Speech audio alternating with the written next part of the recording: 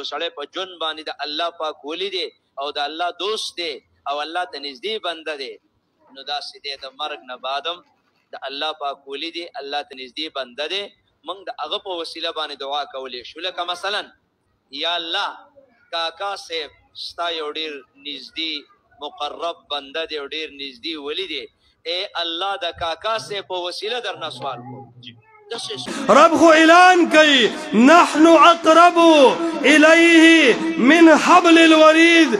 زپدی تمام بندگانو کے ہر بندتا د مرید شارک نم زیاد نزدی یما. کم رب چی د مرید رگ ن زیاد نزدی شی اغا رب تا د نبی وسیلہ پا دعاگانو کی نوی، اغا رب تا اولیاء پا وسیلہ کی نشی پیش کولے، اغا رب تا خلق نیکان نہ پیش کوی، اغا دا سے ذات وی چاگا اعلان کئی وَإِذَا سَأَلَكَ عِبَادِي عَنِّي فَإِنِّي قَرِيب. چھ زما بندگان سوال کئی زما دلری والی نزدی والی بارکی. اے محمد مصطفیٰ دا قلنا بغیر پتلوار سرورتو ہویا فَإِنِّي قَرِيب. ستاسو رب دا تمام دنیا دا خلقونا تاسو تا زیاد نزدے دے.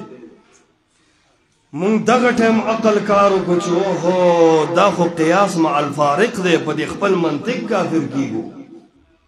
دا مونږ څه کوو؟ دا خو رب ته لار لټوو، خطا روان یو. توبه مو وباسله یا ربه توبه، توبه مې دي ربه توبه.